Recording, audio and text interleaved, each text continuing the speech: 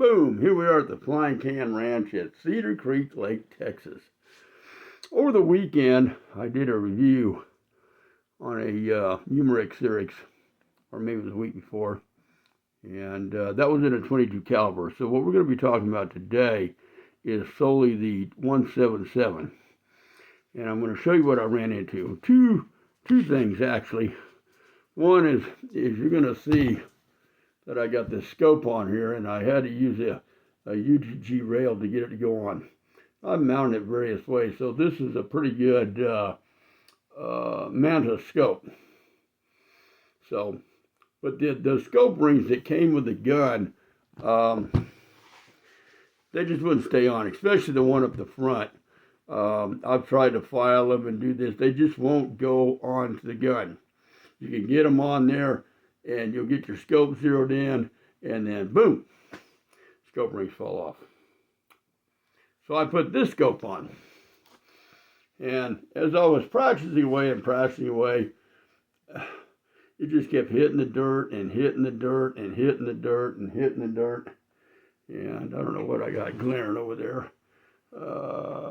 Hold on a second, I gotta fix the, well, it's the only light I got, so let it glare. So I just couldn't figure it out. So I changed the way the scope was. I changed it to a Winchester scope. I think I even used the original Umarex scope on this mount. Still hitting the dirt. So this thing here is as high as it's going to go. But I still got to aim maybe a 1/4 inch off the top of my target to hit, and it's low. Okay, so that's the scope problem.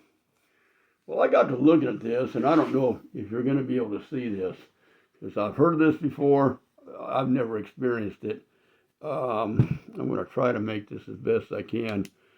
You're going to see at the end, well, that's not very bright, is it?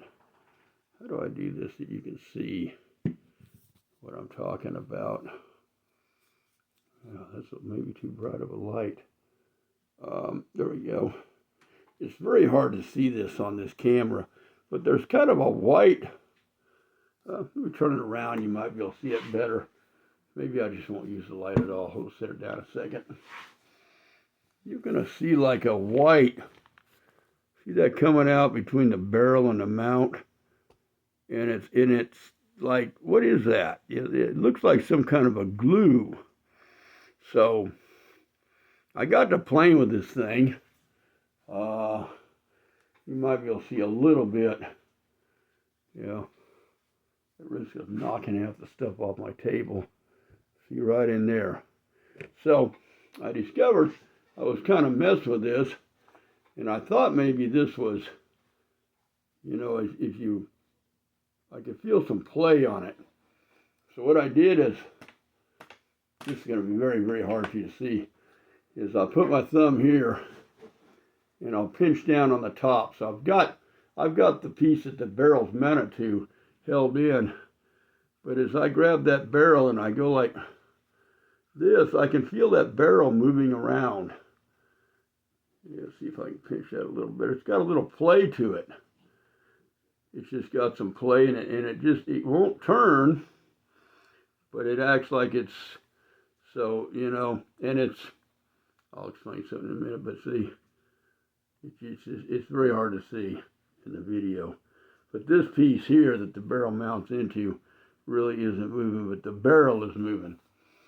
And then, of course, I noticed this very white, whatever it is, I don't know if you can I get that far? Yeah, well, no. I'd have to pick the phone up to show you, I guess.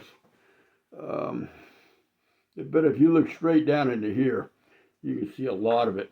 So, personally, I think what I've got, I've heard about it in videos, I've read about it.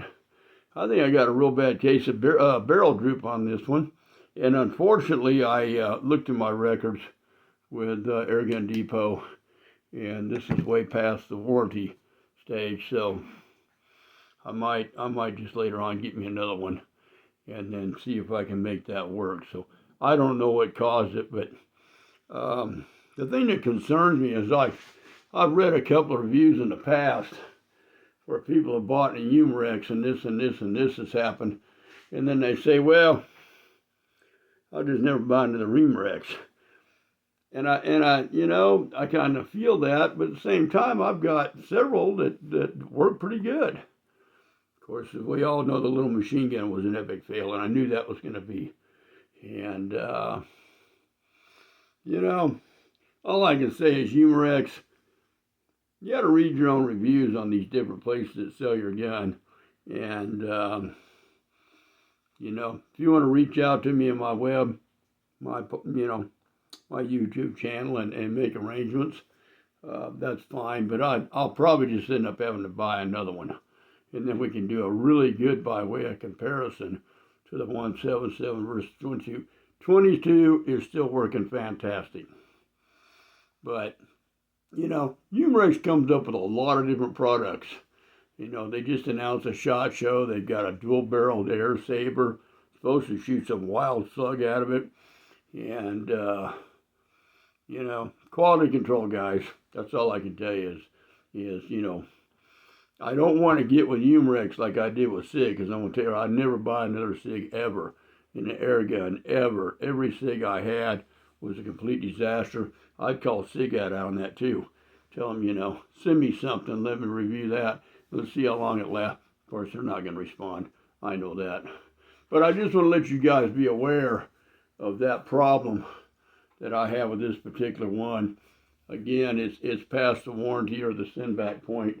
I'm going to have to touch base with Airgun Depot, and maybe I can just send this one in and get it repaired, or hell, maybe they might be nice guys, and that was Airgun Depot, yeah, and they'll just swap it out. I don't know. If they don't, I would venture to say maybe I just got a bad one of that batch. Maybe it was made on that infamous, you know, kind of like the old saying about cars, you know, buy a car made on a Wednesday because Monday they're starting to get warmed up. Tuesday they're getting lively. Wednesday they're doing good. Thursday the cars go downhill because they're thinking about Friday, and Friday they just want to clock out and go home and party. I don't know. But I just want to share that with you guys. That's a problem I ran into with this one. You can see also, when I was doing the sights, you can see how high I've got that rear sight up. That rear sight shouldn't be that high to hit something. I mean, that's way up there. See, you can see it's way up there in order for me to just use the fiber optic sights. And that's just at 65 yards. I wouldn't venture to try this one at 30. I think I did when I first got it, but something has happened to the gun, because I remember that I took that scope off to use it on something else, you know, and then after that I never could get the rings to stay. And then I've noticed that the channeling on this dovetail is not, you know, my lady friend, I even showed her, and she said, well, that doesn't look as deep as it is on the other one, or on your Hudson or things like that. So maybe this is just a fluke gun. Don't know. But I'll get it resolved, because I kind of like shooting it. It's a little loud, but it's fun. It was economical. I mean, it didn't break the bank. So I just wanted to share that, guys, with you. I tried to find a YouTube video on, like, maybe how I could remove the barrel. I looked underneath the barrel to see if maybe there was a lock nut that came looser, you know. Because, like, I've got a Beeman that you can change it from a 22 to 177. And you slide that barrel in a certain way. But I do know some barrels are just screwed in. Maybe this is just the stuff that holds the barrel. I've almost got guts in, try to clamp it and see if I could twist it and just see if I could break it loose. I'd just put some really bad, like red Loctite on there and form it back in again. Who knows? So, and if I buy another one, I might just go crazy and do something like that. But I wanted to share that with you guys. Kind of, you know, tell Umarex quality control. And I'll see what goes from there. I just like reporting things as I see it. And if I find something that's kind of goofy, I want to update it. And then, you know, it's up to you guys whether you want to go ahead and get one or not. Again, the 22's been working pretty good. Scope went right on. I'm still using the stock scope. I almost put this scope on that gun, but I was having such good luck with it, I said, why? But I still might. Who knows? just try it, see if it works up a little better. But it's pretty accurate, and go with it. See what happens. And I just want to share that with you guys. I've heard about it. I've never experienced before, but I really think that's what's going on with this particular gun. Now, I have had these kind of scopes on other guns, and they shot really low, and then I put a different scope on it and rigged it up a little different. No rhyme or reason, but for some odd reason did a scope. I had one that I thought I put a pretty good scope on it. I don't remember what it was. And it just kept nailing it low, nailing it low. Swapped it out. If I remember, I had a Winchester laying around or something. Put that on it, dialed in, it worked great. Now, to be honest with you, could this be the scope? No, because I've already had this scope on another gun, and it works perfect.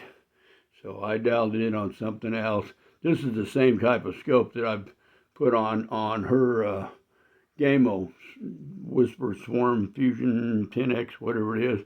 And she absolutely is a tag driver with that thing. So I have had this scope on a different gun, so I know the scope is functioning well. That's not the issue. And before I'm done, I'm going to put it back on that gun and try it again. Hell, I don't know, maybe the vibration tore the scope up. But I doubt it, because I hadn't really shot it that much with that scope on there. But just want to share that with you guys. Get you a little informed on it. Things that you might look for. Not just with the Umarex, but with other brake barrels that you can identify. Because I've heard this before. Like I said, I've seen videos on it. And I finally got one that did it. They call it barrel droop. So, don't let your life droop. Don't let your barrel droop. But don't, well, never mind. That's how we do it at Flying Can Ranch. You guys have a great evening. I appreciate everything you've done. Bye.